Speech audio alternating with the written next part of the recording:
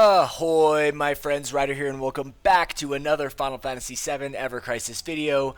The day has finally arrived, guys. The moment has come. The second anniversary is live and in-game. You can play it right now as I am speaking. It is going to be a pretty crazy day. There is a ton of patch updates in this video, and I am going to make a note. I just literally recorded this video, and it glitched, and I lost the entire thing. So at least I have a better idea of what I'm going to be talking about here today. So yeah, before I get into it, I do want to make a quick announcement, guys. The newest book in the Curseborn Saga franchise, which is a high fantasy adventure book series that I've been writing for 15 years, the newest book in the series, Book 5, Brotherhood, has officially published and is available worldwide, and I will be talking more about the publication at the end of this video here today. But that being said, guys, let's get into everything. There is a lot of stuff. There is some cool stuff. There is some concerning things. But either way, I'm just going to basically get into everything here right now. Now, I do believe that since I just did this, there is we can basically cover almost everything by checking out these second anniversary update details right here. So I'm just going to quickly go through this and give you guys kind of like a bird's eye overview of the anniversary event. So Sephiroth is officially available as a new playable character, for better or for worse. We have some people who are extremely excited about playing Sephiroth, and other people who are, you know, understandably so, a little bit upset about the fact that we've been essentially sold two different versions of the exact same character, and that now with original Sephiroth dropping into the game, does that mean kind of an RIP for young Sephiroth?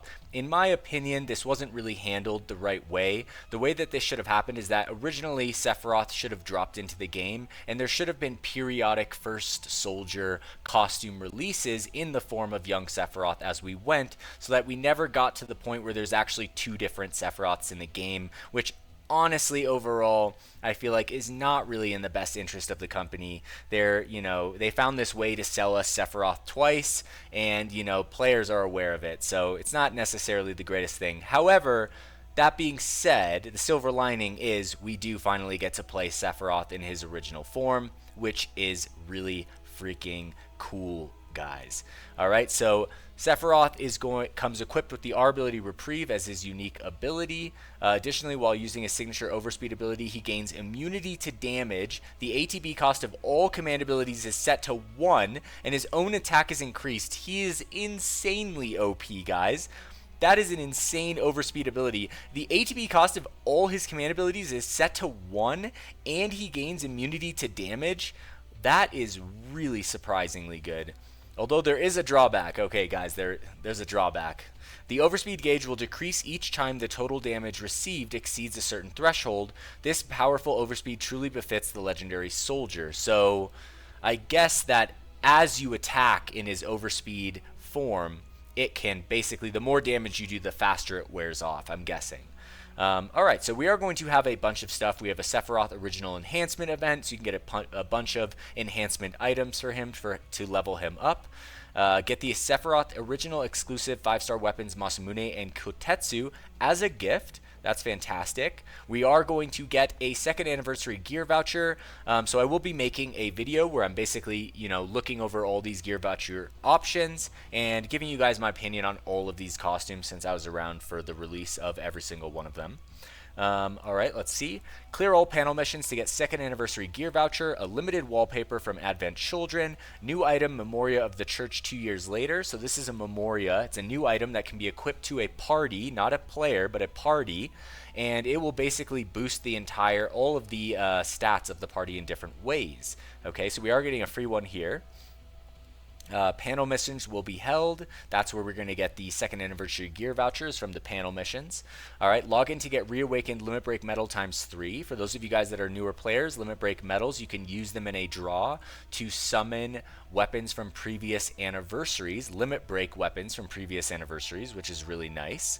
And for those of you guys that saw the login bonus, which is insane, we are getting 30 OB6 weapons for free, which is literally mind-blowing. 30 OB6 weapons for free, and they're good weapons. And the fact that everyone in the game is getting them, I feel like if you're a new player coming into the game, you hit the ultimate jackpot. You've stumbled upon the One Piece. You found the game in which they're giving you everything right off the bat, which is just super super super cool.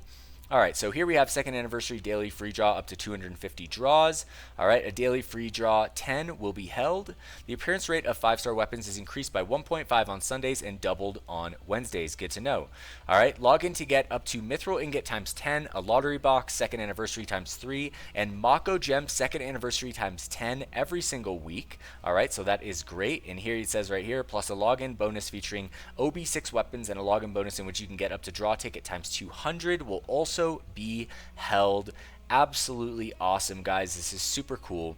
So let's read this right here. Update info. With the introduction of the new playable character Sephiroth, new weapons, and the upcoming release of the new feature Memoria. Oh, so Memoria is not actually out. Oh no, it is out. It is out today. Players will be able to strengthen their parties more than ever before. However, as overall power increases, we recognize that existing content such as Summon Quest and the Battle Tower may begin to feel less challenging. I think that's the case for a lot of players so far. To continue delivering an engaging and satisfying experience for all of you who have been supporting us, we are adding new large-scale events and high-difficulty content designed to provide greater depth and challenge. That said, we're also aware that after 2 years of updates, certain areas of the game feel like they are no longer worth playing due to the poor rewards and power gains relative to the time and effort required. We are addressing this issue as well. I would like to know how they are addressing this issue. Just like the first and 1.5 year anniversaries, we have numerous improvements and adjustments planned. It'd be great if you guys could tell us what these plans are. All right, because just saying this sounds great on paper, but I think there needs to be some type of you need to be held accountable for this kind of stuff. We need to know what's coming and when.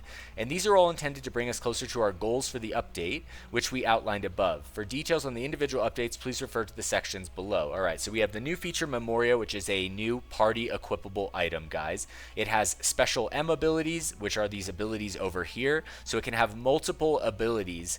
This one raises like ice damage and overall damage and whatever this is. It's an escalator.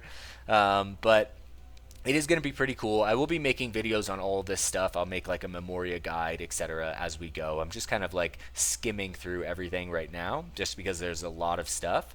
Alright, so clear battles with Memoria slotted or use Memoria enhancement to enhance the Memoria, so it is something that can be leveled up.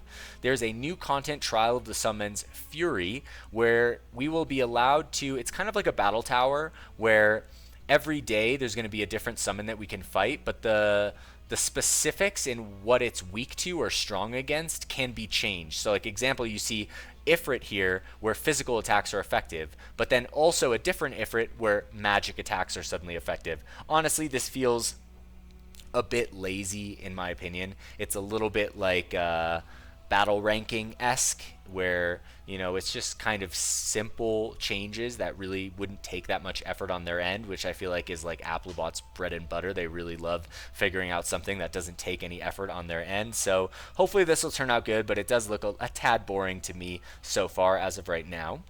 All right. Looks like the medals from here we can exchange for a second anniversary limit break weapon voucher. All right. Here we go. Rewards include a 5-star Sephiroth weapon voucher and more from this enhancement event. Okay, then we have the Advent Children Ever Crisis Edition story in the game right now. Alright, so recovering from the devastation of Meteor, the people are faced with new threats, a mysterious illness called Geostigma, and a group of powerful beings led by Kadaj who pursue a relentless search for their mother. If this was a IMDb movie plot outline and I was reading this and had no idea what I was talking about a group of powerful beings led by Kadaj who pursue a relentless search for their mother, I'd be like, what the heck is going on here? This is so random. But, not gonna lie, absolutely love Advent Children. Okay, so here we have second anniversary limited time gear, AC mode. Honestly, my most anticipated and looked forward to costume in the entire history of Ever Crisis, guys. So for me, this is something that's super, super, super cool. I know that there are a lot of aspects of this anniversary that are, you know, questionable and concerning to say the least. My plan is to essentially like let the month of September go by, see what happens in the anniversary, and then I'm going to look at it and kind of look at the whole thing and give you guys my overall opinions on everything and where I think the game might be going in the future. All right, so I just want to get a bird's eye view on everything before I start like jumping to conclusions anywhere. Okay, so here we go. The gear theme this time is Advent Children. The character's maximum level has been increased from level 90 to level 100, so we can officially get max level in the game, even though they could raise it later. New floors for Battle Tower Coliseum of the Chosen have been added, so we're going to get floors from 41 to 50 for all the Battle Towers that are out, which is a lot of blue crystals, guys. Double Summon Noble Memories added as well. Each Double Summons Noble Memory can be obtained as a first clear reward when their respective trial of the Summon's Fury is cleared for the first time, so that's a good incentive to do these new summon quests. And then we have some improvements and adjustments, easing of limit break unlock requirements, all right, a batch ticket draw feature, which is something that we've greatly needed for a long time, the improvement of the High Wind, improvement of training quests, the improvement of the Season Pass. Season Pass rewards have been adjusted as of August 31st. All right, we have the improvement of Crisis Metal Exchange lineup and the improvement of the co-op exchange lineup. All right, so that's basically an overall anniversary update. Not gonna lie, super bummed that we don't have a summon. Like, I'm so surprised that a summon isn't dropping into the game. There's really no new game mode. So other than the fact that this is Advent Children, which for me, I'm going to absolutely love, like, there could be an EOS announcement literally right around the corner, and I would still be psyched on Advent Children, guys. Like, I just, you know, it's really fun for me. It makes me feel like a kid again. But other than that, there's definitely some concerning stuff. But let's take a look through here and see if there's anything we didn't really cover.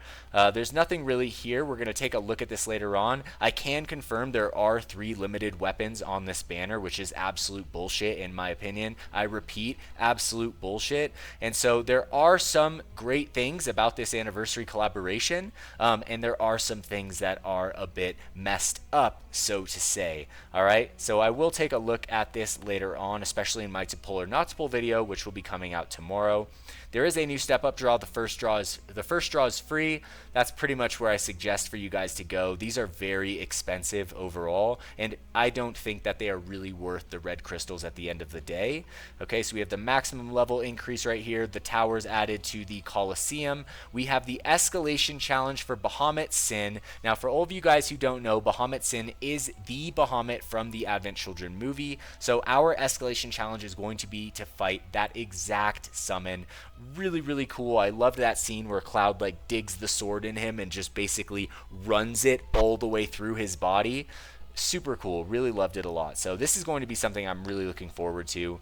Regarding featured weapons and ultimate weapons, Heaven's Cloud and Ragnarok. All right, so something you guys should know is that the only weapon that's actually featured in the draw, the only ultimate weapon that's featured in this first draw, is the Cloud ultimate weapon. So the Sephiroth one is there, it's in the draw, but it has the same odds as any of the other ultimate weapons that are already out, you know, because you can still get those. They just have extremely low % draw rates, so it's basically impossible to get it. It will appear on the banner that comes out on September 17th, which is also something that is not really great, because why would someone want to pull on the Sephiroth's banner for Sephiroth and his costume, but have basically zero chance of getting his ultimate weapon? And then the next banner that comes out, which is Tifa and Yuffie, they put his ultimate weapon on there, which makes it harder to get Cloud's overall, right? It's just like kind of a whole like just messed up scenario in which I don't really think they planned this whole thing out.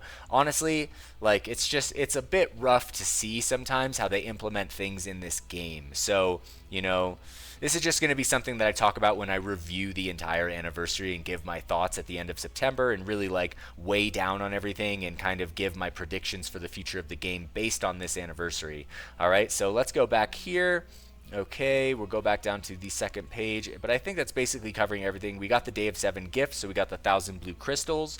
We have Memorial, Trial of Summons is on now, and there have been recent weapons added to the ticket draws in exchange, which is going to include the inflatable Buster Sword, the Surfer Blade, the Mermaid Rod, and the Shining Gloves. Now, as for the shop, the Crystal Boost packs are back. For those of you guys trying to get red crystals, this is the best way to get it in the game, and these Crystal Boost packs are not always available, so they are very good. Other than that, we have the second anniversary shop. There's really nothing special about this. This is something that I feel like they always mess up. They have such an opportunity to come out with like really cool bundles, and they have literally zero creativity. There's no energy that goes into this at all. They're exactly the same, except for like these, you can get a weapon down here, one single copy of a weapon for like $60. So it's really a lot. You're gonna get other stuff, but honestly, I don't really recommend this stuff too much. We have second anniversary medals, but overall, nothing really like that just stands out. Like, there's nothing really crazy here. And then this entire shop, guys, I just 100% would just avoid this, guys. Do not buy, do not spend money on things that can be farmed in the game. I think that's like a pretty basic overall approach for mobile gacha gaming. So Astro Rins, these summon exchange vouchers, anything that you need to level up weapons, none of these brands, any of these catalysts, guys, you will get this stuff. You do not need to buy any of this stuff. I would just pretend that this shop literally does not exist. Now, if we go over to the draw, all right, there's a couple things here. So honestly, I'm super excited. You guys know this. I'm really excited about Cloud, Advent Children costume, the fusion sword, the whole shebang, right? But there are a couple things about this banner that pretty much suck. So let's go down here. I'm going to show you the first one. The first is the stamp card. What is this? This is an anniversary stamp card. We have 10 Genome Pod Ys right here on the 5th stamp. 10.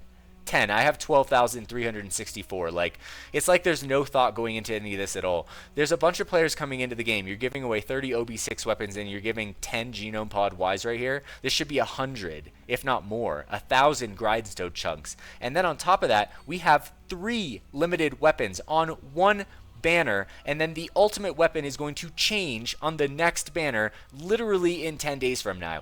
I don't know, like, sorry guys, but that is just total bullshit to me. That is crazy. I can't believe they did this. This stamp card should have been 10 times better than this is right here. It's just extremely surprising. But I think the thing that's the most upsetting at all, when I first saw this costume, guys, I was like, this is super sick. I was so psyched on everything. I was reading a lot of the comments and they're like, this is basically just his regular costume with a slight recoloration on it, which now that I'm looking at it, I'm like, wow, it really is. That is so lazy. This was an amazing opportunity, guys, an amazing opportunity to have a one-winged Sephiroth costume in the game. You have Cloud in his Advent Children mode costume, and you could have Sephiroth in the one-winged angel costume. What opportunity are you ever going to have again, other than right now, and we get a recolor on his basic costume? This should have been the gear voucher costume, and they should have actually put effort into this costume right here, which is just kind of blows my mind, like the basic kind of negligence that has gone into this stuff, which is pretty crazy. So